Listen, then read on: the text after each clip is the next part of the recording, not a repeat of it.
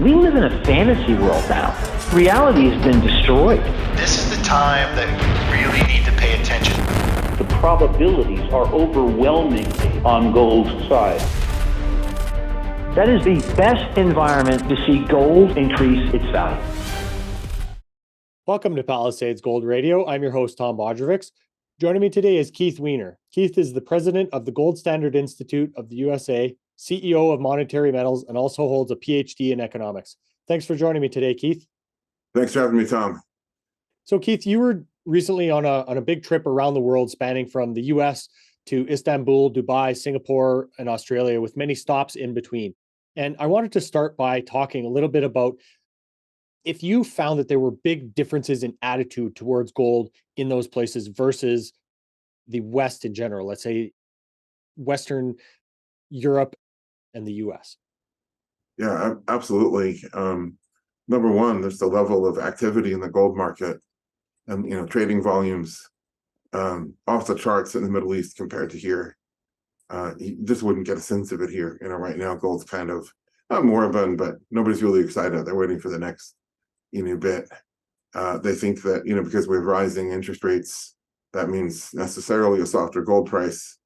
They should look at Monetary Metals some years ago, published a chart. I think it was one of our gold market outlooks for one of the annual reports that we do, looking at is there a correlation between the gold price and interest rates, either nominal interest rates or real interest rates? And there isn't. I mean, sometimes they go together and sometimes they go opposite, and depends on the market's mood at that moment. But in addition to that, in the Middle East, in India, in Turkey, and both the Turks and the Arabs make a big distinction, even though they're both, Muslim countries. The Turks are very different culturally, and they make a big distinction between themselves and the Arabs, and vice versa. Mm-hmm. And anyways, in all those places, not only are they buying gold like crazy, in the case of Turkey, it's because their currency is in sort of endless free fall. But places like UAE, Bahrain, those currencies are pegged to the US dollar, and they're table flat for many decades. They're not buying gold to protect themselves from falling currency. They're buying gold because they don't see currency as number one, is inherently trustworthy. Number two, they don't. I mean, these are our nominal U.S. allies. It's not like they hate Americans. They certainly don't hate Americans. I felt very comfortable there and welcomed. They're very hospitable. They don't love U.S. foreign policy, and they don't love U.S. monetary policy. And right now, the U.S. monetary policy is giving them severe whiplash. To maintain their peg, they have to jack up the domestic interest rate, to keep their currency being attractive. And so that plays havoc with their local businesses who are suddenly, forced to deal with a much higher interest rate. And so, domestic interest is thrown under the bus for, international monetary purposes. But they think of gold in a more sophisticated way. It's not just buy gold, wait for, store it somewhere, wait for the price to go up and then sell it. They're thinking of it in terms of, wealth planning and intergenerational wealth planning, which some Americans do, but I don't think as many. They're thinking of it as a permanent portfolio holding, which obviously the gold community thinks of it that way. But I think, 99 out of 100 Americans wouldn't have any gold at all. They wouldn't even know what the gold price was. If you said gold's $500, you said gold is $50,000, I think the average American would believe you. Mm-hmm. Wouldn't know. I think who was it who did this? Offered people a choice of either a Starbucks coffee or a 1 ounce gold coin, and they chose the Starbucks coffee because they understood that. That was exactly the example that came to my mind as well, but I think it was like a $100 bill or a $10 bill and a gold coin or something like that. Right, and it's like they don't even have any idea what it is. Mm-hmm. In the Middle East, that's just the opposite of the case. But they're also using gold in more sophisticated ways. So they're putting their gold up as collateral to get dollar loans, not for consumer purposes, but to invest in other assets. They're trading gold against capital assets. I mean, just things are happening there in gold that, they're years, if not a decade ahead of us, here as people, bit by bit, essentially have to rediscover gold as a monetary thing rather than just purely as hedge or speculation or bet on its price. Mhm. And that is absolutely going on, and it's rampant over there, and here almost unheard of. You talk to sophisticated money here, and gold's a debt. They scoff at it. They're dismissive, Mhm. and nobody's dismissive of gold over there. So do you think that that's a cultural difference, Keith? Like, where do you think that difference in understanding that particular asset comes from? Partly cultural. As I understand it, the Koran commands every good Muslim to have a certain amount of gold. And then in addition, places like Turkey, they've always been gaga for gold, let alone India. And of course, Dubai serves the Indian market and exports a lot of gold there. That's definitely the case. Mhm. But I think also something that needs to be said, we Americans, and I think Canada shares in this to a fairly high degree, we live in this incredible dollar bubble of our own making. And, I'll use the analogy of the fish doesn't notice the water that it's swimming in. Mhm. That's just reality to the fish. To an American, we have little to no awareness of other currencies, and we don't have to. The same thing with language. You grow up speaking English, you can go anywhere in the world and everybody's speaking English. What an incredible privilege in a way. Mhm. And the rest of the world, they have to be aware of it because they're on the other end of the stick. And so there's a cultural thing, but there's also a monetary policy thing. And then to the extent that these countries have ambitions to have a divergent monetary policy to pursue other policy goals, well, they have to reckon with the dollar and the incredible roller coaster and whiplash that will be dealt to them one way or the other, especially in the Middle East, India, Turkey. They don't have a dollar swap line, as I assume Canada does, the UK, Switzerland, have dollar swap lines, which means they don't really have the same risk of a dollar shortage versus in other places. Mhm. So they get impacted by it in a different way, and that forces them to be just more conscious of it, more conscious of their own currency as well. Chatting with a family office there, I said, your currency is table flat against the dollar, but there's always a risk that a currency peg can snap, and they do sometimes. And so therefore, if you want dollar exposure rather than to the proxy of the local currency, you're better off owning real dollars. So the principal of the family office and his advisor looked at each other, looked back at me, and he said, "That's our investment strategy exactly. To own real dollars and not own the local currency, which they don't regard, as almost as a real currency. They regard it as incidental. Like, okay, you have to do it for local transactions. You go to a restaurant, you're not paying in US dollars." Mhm. But nobody of any sophistication or wealth necessarily wants to hold that local currency any more than whatever they need for immediate liquidity. And that's the non-cultural part. That's the realities of monetary policy on the ground Mhm. part. So, Keith, as we're thinking about, all these different countries around the world, how the US dollar is seen and how that can affect all those different countries, whether it's by value, whether it's, its ability to trade, you have a bit of a different view on the understanding of the rise of the BRICS nations and, let's say, the threat to the US dollar. Is that right? Yeah, it's just I don't see it as a threat to the dollar. The BRICS nations in particular don't love the dollar, don't love America. Obviously, you're talking about Russia and China in particular.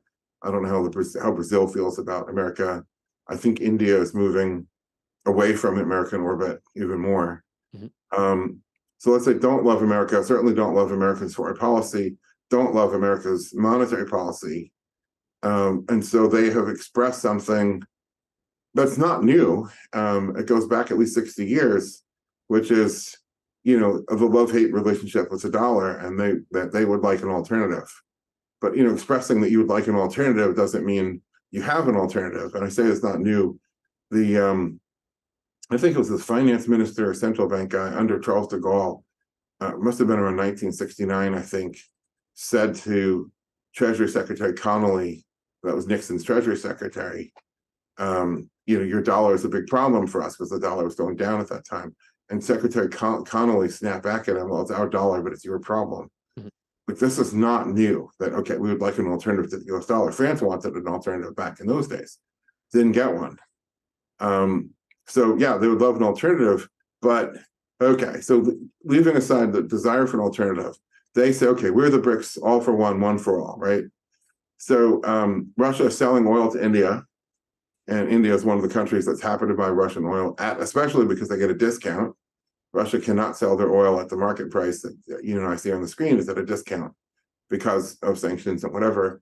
And they were paying Russia in rupees until Russia announced, this must be 2 or 3 weeks ago now, that India's been paying us in rupees, and now we've stacked up a whole pile of useless rupees. We're not doing that anymore. Mm-hmm. So you can't do anything with rupees. I mean, nobody outside of India wants to touch the thing. There isn't really much of a market for it. How are you going to exchange it? Other than, oh, by the way, most currency pairs, there isn't really a market to trade directly, one to the other. Let's say you need New Zealand dollars and you have rupees. There's no rupee to New Zealand dollar in a market. You can go through the US dollar. So the US dollar is the intermediate good, the indirect means of exchange, even between all the other currencies. Mm-hmm. I mean, sure, if you want to trade euros for pound sterling, yes, there's a market for that. Most of the other pairs, not so much. Anyway, so Russia got sick and tired of accepting rupees.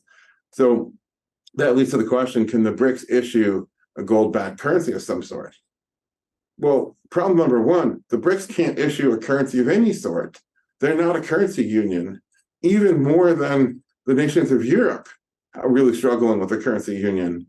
But at least there is some common shared history and culture at this point. But what does Brazil have in common with India, China, and Russia? What does Russia have in common with, there's nothing. So there's no way there's going to be a common currency anyways.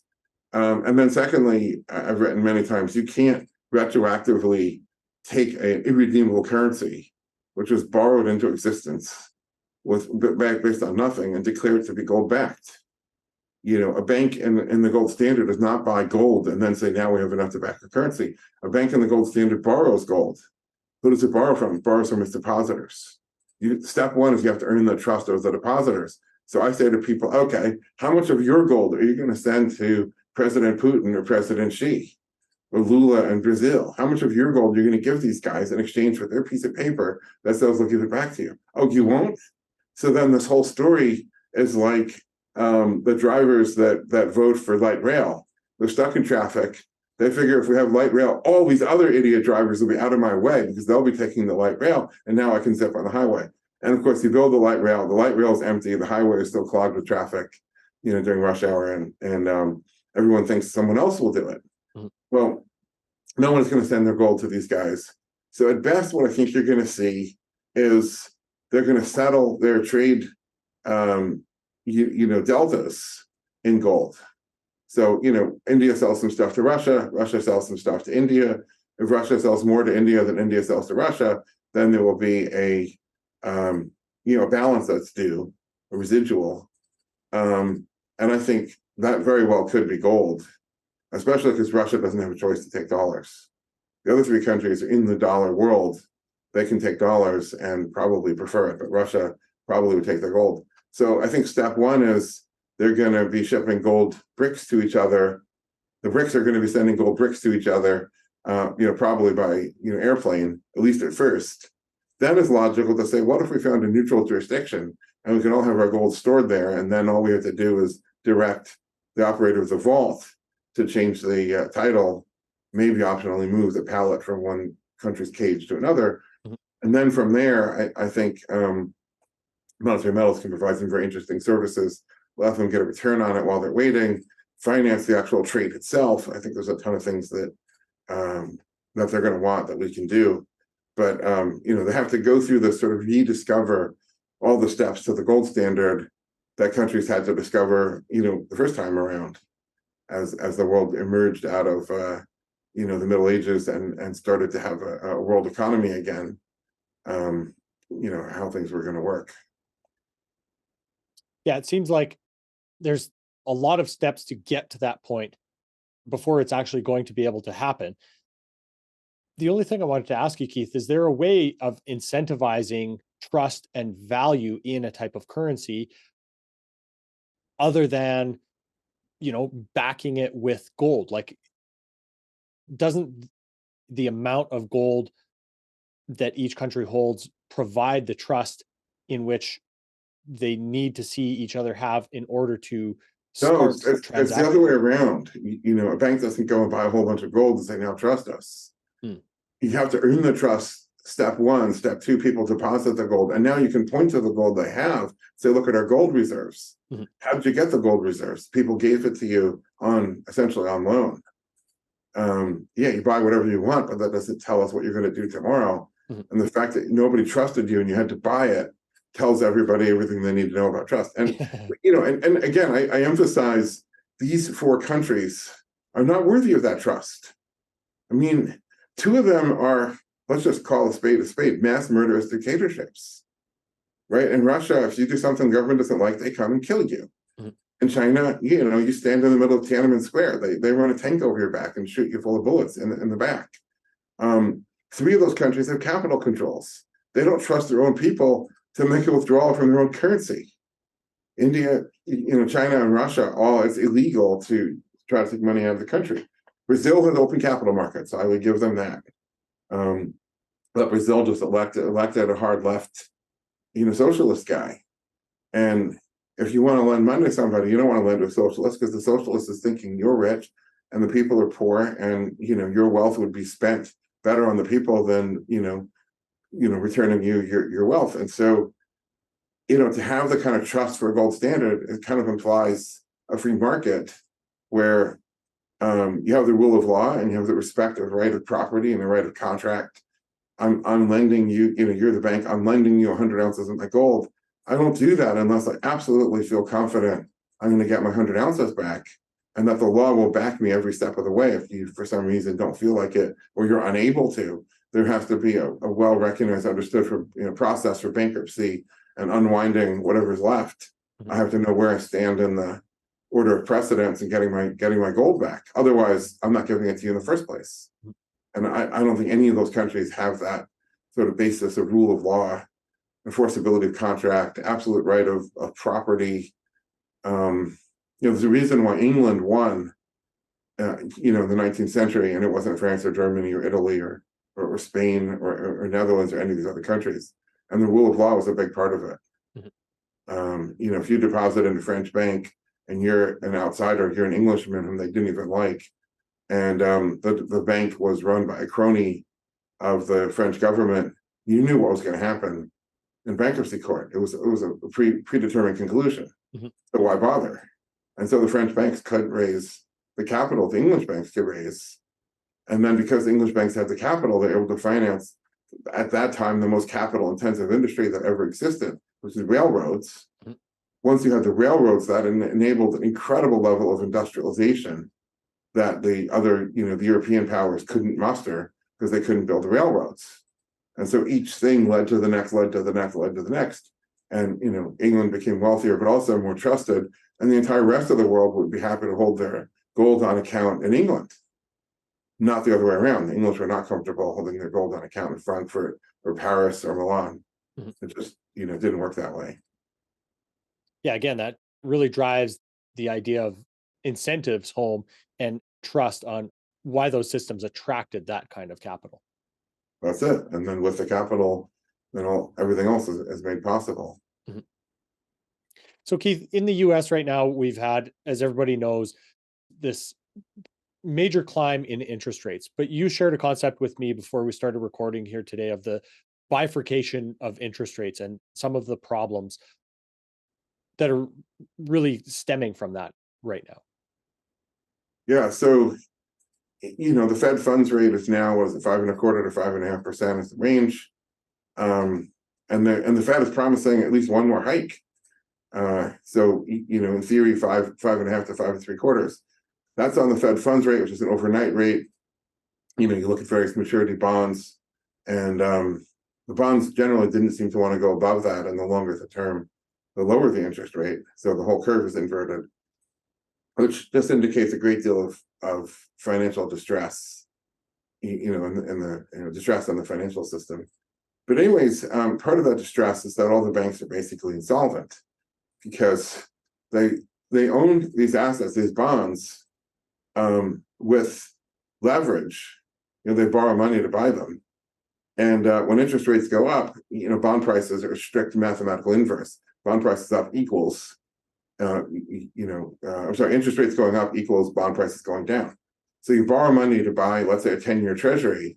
The 10-year treasury is down something like 25% from August of 2020. The 30-year treasury is down 50%. So imagine the asset side of your, imagine if this was a house. You borrow $300,000, you buy a $300,000 house, and now your house is worth $150,000. What does that do to your personal net worth? And imagine if you did that at great scale and you had 100 houses that way. I mean, you'd be bankrupt, 99 times over. So on top of it, the banks do this, it's called duration mismatch. We're borrowing very short-term money to buy these long-term bonds.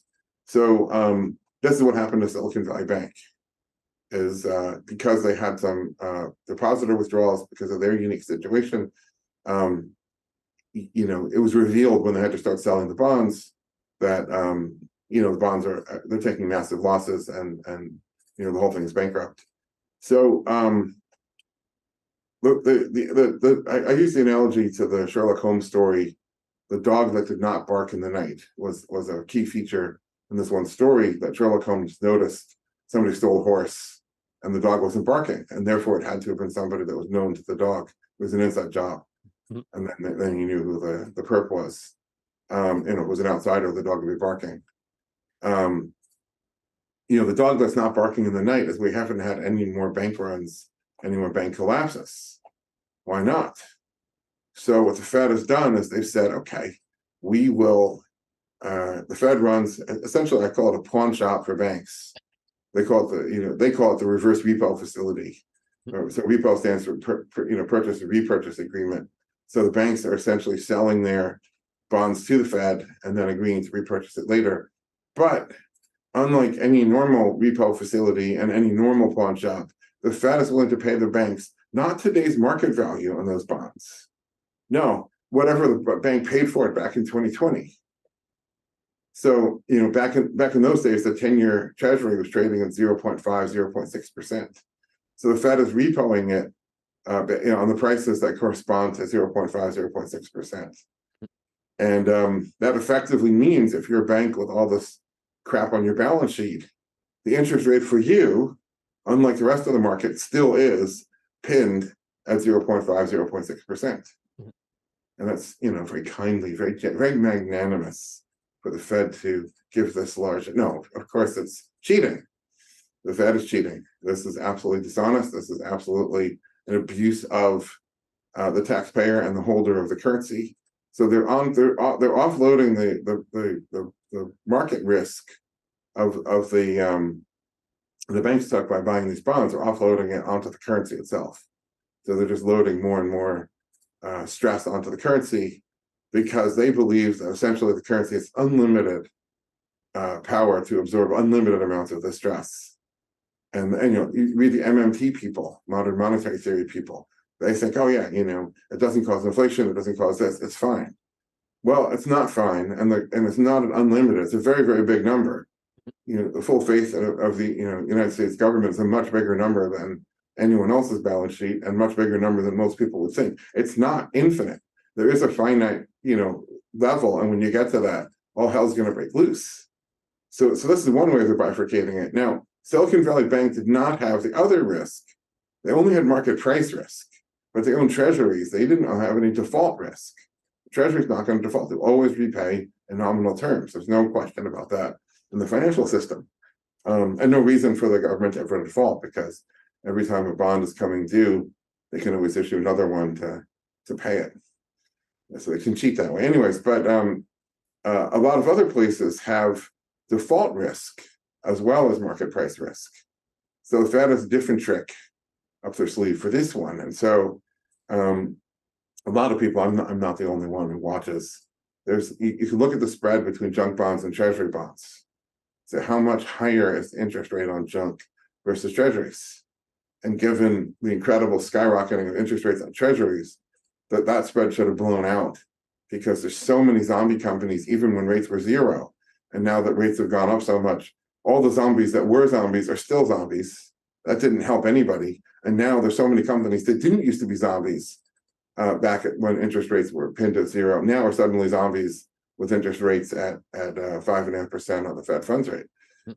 That spread has not blown out. I mean, if you look at a long-term graph of it, you see a giant spike in 2008, as you'd expect. You see a lesser but still pretty giant spike in 2020 when, with the onset of COVID and the lockdown. And then they tamp it back down. And since then, there's really, another dog that isn't barking in the night. There's nothing going on in that spread, but there should be. I mean, all these junk borrowers couldn't afford their debt service, even at zero interest rates now, let alone where they are today.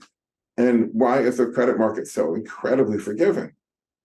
So I've had a couple of conversations, both offline with a investor of ours who's selling insurance as part of his business, and then a bit of a conversation. We had Bob Elliott on our podcast, so last week or the week before, and it turns out that so if you're an insurance company or running an annuity, there's leverage on the balance sheet. The regulators want you to reserve a certain amount of capital for each asset that you own, and the amount of capital you have to reserve depends on the quality of the asset. So if you're buying treasury bonds, you don't need to reserve a lot of capital because you're not taking any risk of capital loss. If you're buying junk bonds, they want you to reserve a lot more capital because some of those junk bonds are going to default. That's why it's called junk. So what the regulators are doing now, the picture that I have, and Bob said that what I said, confirmed things he's hearing informally, is that the regulators are saying, hey, all that capital that you're supposed to reserve when you own junk bonds, well, we can dispense with that. We're not going to bother with that right now. Kind of like, you don't have to mark the losses on your balance sheet when bond prices go down. You can just call it hold to maturity. So it's an accounting fiction that gives insurance companies and annuity, usually annuities are offered by insurance companies. It gives them the leeway to lever up and buy junk bonds with more leverage than they used to. And the reason why they do this is that everybody's balance sheet is impaired with this incredible drop in bond prices. They have to find a way to recapitalize. Now, junk bonds are trading at a 3.8% interest rate premium to comparable treasuries. So instead of getting 5.5, you're getting 9 or 9 point something. So you're recapitalizing your balance sheet faster by accumulating interest at that rate and hoping that the system will hold together and you're not going to have another 2008. So the regulators have encouraged this by being, I'll call it, aggressively indifferent to principles of sound balance sheet management for an asset manager, really. And so those two things, if there's those two things that are occurring that I know about to point to, there must be other places that are going on in all the hidden dark corners of everybody's balance sheet that I just don't know about. And it's not like I'm a forensic investigator digging into this anyway. I have a full-time job. But essentially, they've bifurcated the interest rate, and they've allowed certain corners of the financial system to act, and more importantly, trade and write their balance sheet as if we were still in a zero interest rate environment. But most of the rest of us have to reckon with a 5.5% environment. So they've bifurcated the interest rate. Now, this is a really dangerous thing. It's like opening a fissure up. You're walking on a grassy plain, all this, the ground shakes, and there's this fissure that opens up, and you look down and you see, infernal fires down below, and then it's getting wider and wider and wider. Like, what the hell is going on? It's a very dangerous thing that could disrupt everything in ways that aren't at all obvious up front. And so I liken this to the Fed is, a bunch of children sitting there in a dry hayloft playing with matches. I don't think they have the slightest idea what they do with this kind of stuff. They're just making it up as they go along. Each thing that they do precipitating the next leg of the crisis, and the only thing that they understand is in 2008 the Fed was asleep at the helm. This time around they're going to be hyper proactive and not allow anything to happen. The slightest thing that starts to erupt, they're just it's like a giant game of whack-a-mole, and they have 20 hands and 20 mallets, and everything that's popping up, they're just whacking it. Mhm. And Well, it reminds me of your pinned tweet, right? The underappreciated idea of the Austrian school that the damage is done during the boom. The bust does not destroy wealth. It's just the accounting catching up to the reality. that's right. And now this is more damage as they try to prolong the boom, at least for certain cronies, big insurance companies and banks. They're trying to prolong the boom times while the rest of us get to take their bitter medicine of a bust. Mhm. And how do you manage that? How do you bifurcate that and get who knows? That's going to create 100 more things that we'll be talking about for many more podcast episodes to come. Yeah. As these things unfold and blow up in various ways that very hard to predict. Yeah, it seems like, a juicy steak thrown in the corner for the dogs to keep them occupied and not alert to the horse thief, right? That's right. Dogs aren't barking because they're chowing down on steak. Mhm. That's right. So, Keith, you've recently written a series on the anti-concepts of money. And I think this is a great way to understand some of these ideas and see where they might be wrong to revisit them. So, why are anti-concepts so deadly and how can they be deliberately used to confuse or obfuscate reality? So I have to start out on what I assume is more familiar ground. Most people that are in the gold space probably at least have some libertarian leanings. And so if a socialist comes up to you and says all work is exploitation, essentially work, job equals slavery, it's pretty easy to kind of argue back and say, no, a slave is chained, Mhm. under threat of a whip or a gun ultimately, and a job you're not. And so you have a defense mechanism against somebody making an assertion which is wrong. So what an anti-concept does is it embeds, it smuggles that premise, but in a more implicit way. And so they define work as exploitation or something like that. It's kind of hidden, and then if you argue against it, they can say, "But look at the Triangle Shirtwaist Factory fire. Look at child trafficking. Look at the slavery in China and all these places." And it's true. I mean, the Triangle Shirtwaist Factory did happen, and they locked the door shut. People weren't able to leave, and so 100 and something people died. And I don't know how many injuries there were. It must have been a lot more than that. That's true. You can't argue against it by saying that the proposition is false. You have to say what you're doing is you're lumping together two dissimilar things. One is slavery and the other is a voluntary win-win relationship. Mhm. If I come to somebody and say, I'll give you a job, I want you to do this work for me, and in exchange, I'm going to pay you this amount of money. Well, that's win-win. I mean, it wasn't win-win, you would say no. Mhm. So you can't lump that together with slavery, which is I'm putting a gun to your head, slapping chains on you, and say, now work. And if you don't work, I'm going to beat you and I'm not going to feed you. Right? Those are two opposite things, but they get lumped together in the same thing by this pernicious and sort of deadly anti-concept. So that's what we have in the area of money, is all the important concepts that matter. George Orwell figured this out. If the government can control the definitions of all the words, at least the ones that matter, Mhm. then nobody can even think against the government. Thinking against the government becomes almost impossible. So how do they define money? They define money as a medium of exchange. And in the article I talk about, I cite some definitions, and it was a monetary value or claim to monetary value. And I just tear it apart and say, imagine if we were treating, if you go to a fancy restaurant and it's cold in the winter and it's freezing rain outside, you're wearing a coat. You take off your coat and you give it to the clerk at the coat closet and you get a coat check receipt. Imagine if we were treating the coat check receipt and the coat as if they were the same thing and use the same word. And we use the word coat to refer to both of them. And then, to make an analogy to our monetary system, suppose the restaurant goes out of business 50 years ago and all the coats are liquidated, or, they raise the building and they put up a brand new condo or something like that. All the coats are gone. And we're still trading these things that we call coats that are just little 50-year-old slips of paper that say, receipt number 1, 2, 3, 4. And we're trading those slips as if they were coats. Now, in the case of coats, nobody would be fooled because the coat is supposed to keep you warm.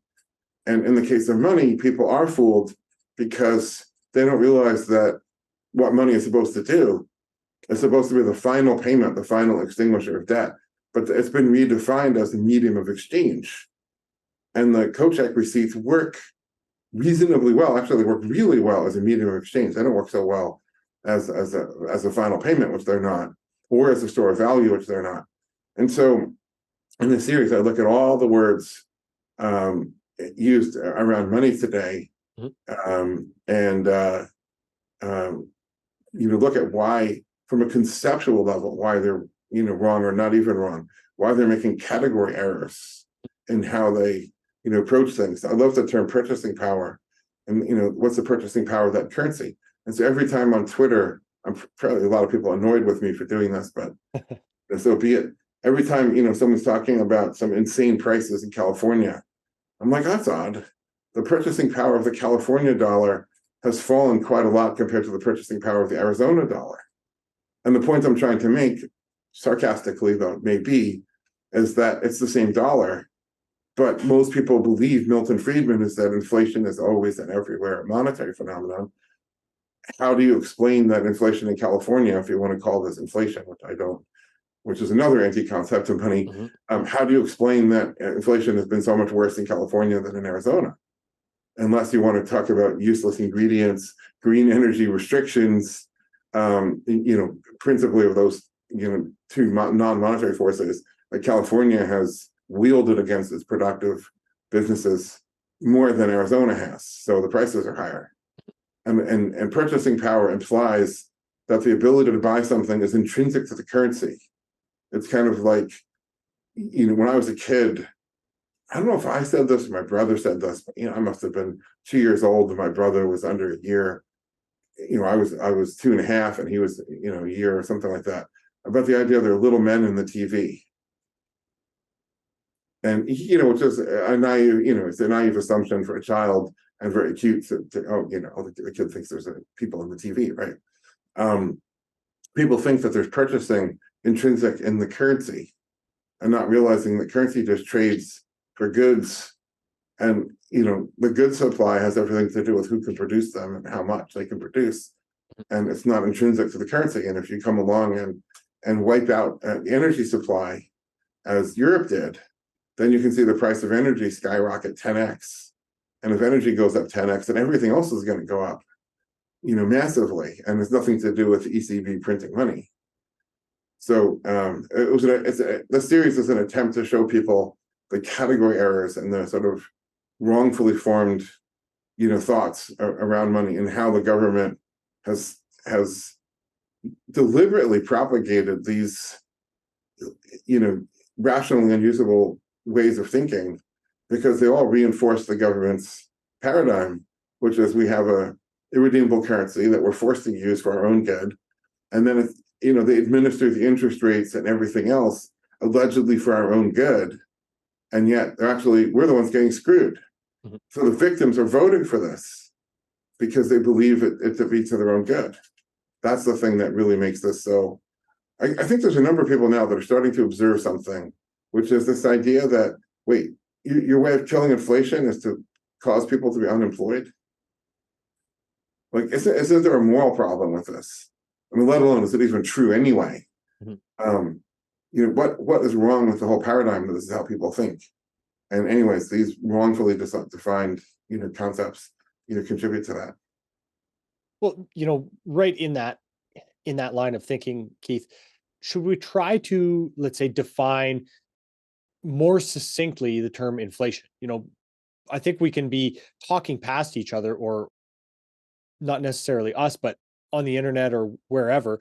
The term inflation can either be referring to the money supply and or consumer price inflation. So should we really be kind of drilling down into those definitions as well? Yeah, and I argue both of those definitions are wrong. The first interesting litmus test in the gold standard is gold mining inflation.